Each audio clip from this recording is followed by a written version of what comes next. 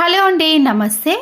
ఆకుకూరలు మనం తెచ్చి ఫ్రిడ్జ్లో పెట్టుకున్న 3 డేస్ వరకు మాత్రమే ఫ్రెష్గా ఉంటాయండి. తర్వాత ఇలా పూర్తిగా వాడిపోతాయి. మన డబ్బులు కూడా వృధా అవుతాయి కదా. అయితే దీనికోసం ఒక గిన్నెలో కొన్ని వాటర్ని తీసుకొని రాళ్ళ ఉప్పుని వేసేయండి. మీరు కావాలంటే పసుపును కూడా వేసుకోవచ్చు. ఇలా వాడిపోయిన ఆకులను కూరగాయలు ఉంటాయి కదండి, వాటన్నిటిని కూడా మనము ఒక 10 to 15 మినిట్స్ పాటు ఈ సాల్ట్ వేసిన వాటర్లో ఉంచేసి పక్కన పెట్టేసేయండి. తర్వాత కొద్దిసేపు తర్వాత మళ్ళీ ఆ ఆకులను చూసారనుకోండి, మళ్ళీ ఫ్రెష్గా నీట్గా కనబడతాయి. మళ్ళీ మనము వంట చేసుకోవడానికి కూడా యూజ్ చేసుకోవచ్చు.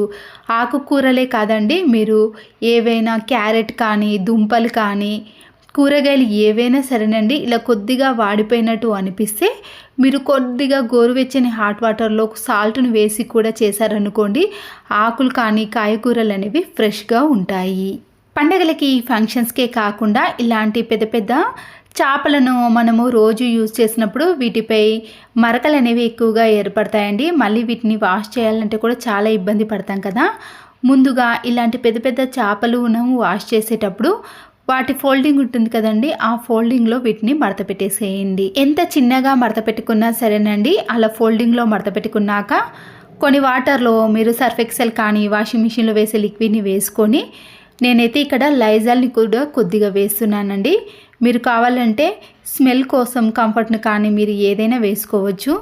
తర్వాత మనము ఇలా చిన్నగా ఫోల్డ్ చేసుకున్న చేప ఉంది కదండి, దాన్ని మనము వాటర్లో 2-3 సార్లు ఇలా కిందికి అలాగే మరొకసారి పైకి ఇలా తిప్పుతూ క్లీన్ చేసామనుకోండి, దాంట్లో ఉండే డస్ట్ అనేది ఈజీగా వచ్చేస్తుంది. మనము పెద్ద పెద్ద చేపలను ఇలా బకెట్లో వాష్ చేయాలనుకున్నామనుకోండి, చాలా ఇబ్బంది పడతాము. మళ్ళీ అది చేప అనేది పైకి తేలుతుంది. అలా కాకుండా దీంట్లో ఉండే డస్ట్ అనేది ప్రతి మూలాలకు వెళ్ళి క్లీన్ అవుతుందండి. ఇలా ఫోల్డింగ్ చేసిన దాంట్లో నుంచి మనము అటు ఇటు తిప్పుతూ క్లీన్ చేసుకోవాలి. ఇలా 2-3 సార్లు కిందికి మీదికి తిప్పుతూ క్లీన్ చేసామనుకోండి, చేప అనేది నీట్గా తయారవుతుంది. 5 మినిట్స్ పాటు 2 వైపులా కూడా అలాగే ఉంచేసారనుకోండి, దాంట్లో ఉండే మురికి కూడా పూర్తిగా వచ్చేస్తుంది. ఒక గిన్నెలో కొన్ని వాటర్ని వేసుకొని స్టవ్ ఆన్ చేసేసి బాగా వేడి చేయండి. ఇలా బాగా మరుగుతున్నప్పుడు మీరు వండుకోవాలనుకుంటున్న పప్పులు ఉంటాయి కదండి, వాటన్నిటిని కూడా ఈ వాటర్లో వేసేయండి. ఇలా వేయటం వలన పప్పు అనేది మనము నానబెట్టాల్సిన అవసరము ఉండదు. చాలా త్వరగా ఉడికిపోతుంది. మనకి దీంతోపాటు గ్యాస్ ఆదా అవుతుంది. పప్పు కూడా సగం వరకు ఉడికిపోతుందండి.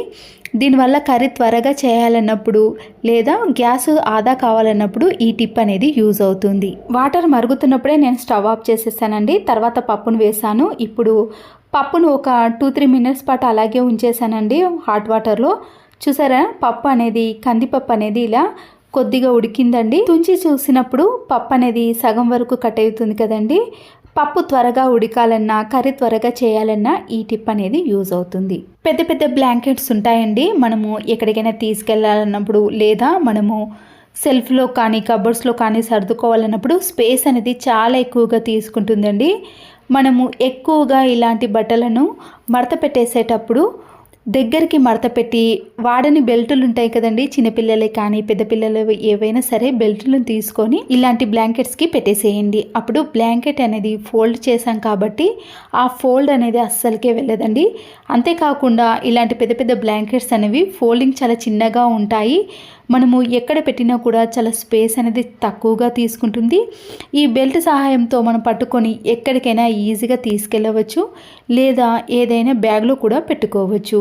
బర్నర్స్లో నుంచి సైడ్లో ఎక్కువగా మంట వస్తున్నప్పుడు గ్యాస్ అనేది వేస్ట్ అవుతుంది కదండి. ఈ బర్నర్స్ని తీసుకొని దీని చుట్టూ కూడా కోల్గేట్ పేస్ట్ని అప్లై చేయండి. చల్లారిన తర్వాత అది గట్టి పడుతుందండి.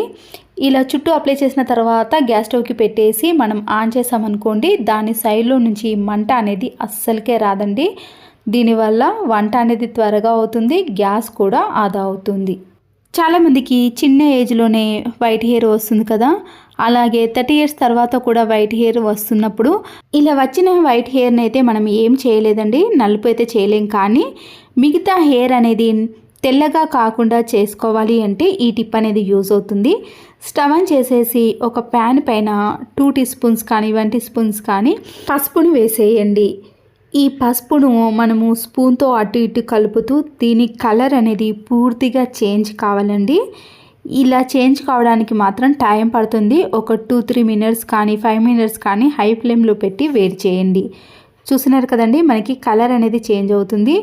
నాకైతే ఇక్కడ ఒక 5 మినిట్స్లో ఈ పసుపు అనేది పూర్తిగా నలుపు రంగులోకి వచ్చేసింది. ఇది బ్లాక్ కలర్లోకి వచ్చేంత వరకు కూడా మనము కలుపుతూనే ఉండాలండి. చిన్నపిల్లలకు ఎక్కువగా వైట్ హెయిర్ వస్తున్నప్పుడు ఇది అప్లై చేసామనుకోండి, వాళ్ళకి వైట్ హెయిర్ అనేది రాకుండా ఉంటుంది.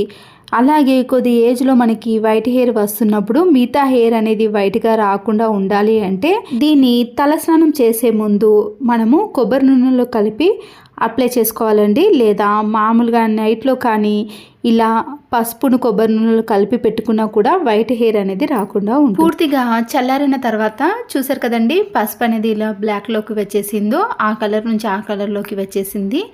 ఇప్పుడు దీన్ని మనము ఏదైనా చిన్న గిన్నెలోకి వేసుకోండి. గోరువెచ్చగా ఉన్నప్పుడే నేను గిన్నెలోకి వేసుకున్నాక కొబ్బరి నూనె ఉంటుంది కదండి, మనము హెయిర్కి ఏది అప్లై చేస్తే ఆ కొబ్బరి నూనెలో కొద్దిగా వేసేసి ఈ బ్లాక్ దాన్ని మొత్తాన్ని కూడా కలిపేసేయండి. అప్పుడు ఆ మిశ్రమం అనేది మనకి పూర్తిగా బ్లాక్గా ఉంటుందండి. దీన్ని చిన్నపిల్లలకు కానీ లేదా మనం కానీ ఎప్పుడైనా సరేనండి తలకు పెట్టుకున్నాం అనుకోండి, వైట్ హెయిర్ అనేది రాకుండా ఉంటుంది.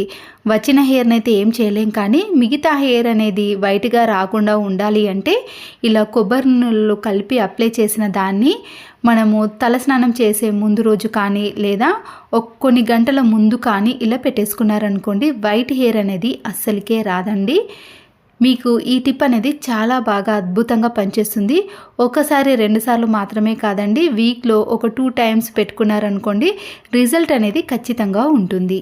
మరొక టిప్ని కూడా చూసేయండి. ఆయిల్ బాటిల్స్ కానీ ఆయిల్ క్యాన్స్ ఉంటాయి కదండి, మనము ఇలా కింద పెట్టినప్పుడు ఫ్లోర్ కానీ మనం పెట్టిన ఏదైనా బౌల్ కానీ నల్లగా జిడ్డుగా తయారవుతుందండి. దాన్ని కూడా క్లీన్ చేయాల్సిన పని ఏర్పడుతుంది కదా. ఇలాంటి ఏదైనా చిల్లులు ఉన్న దాన్ని తీసుకొని దానిపైన టిష్యూ పేపర్ని వేసేయండి. టిష్యూ పేపర్ని వేయటం వలన దానిపైన పడ్డ ఆయిల్ అంతా కూడా ఇది పూర్తిగా అబ్జర్వ్ చేస్తుంది కాబట్టి కింద అనేది ఫ్లోర్కి అంటకుండా ఉంటుంది. ఇలా ఆయిల్ క్యాన్ని పెట్టేసిన తర్వాత మనకి ఆయిల్ వేసినప్పుడు కూడా ఇలా బాటిల్లోకి కొద్దిగా కిందికి జారుతుంది కదండి, అప్పుడు మనము క్లీన్ చేయాల్సిన పని కూడా ఏర్పడుతుంది.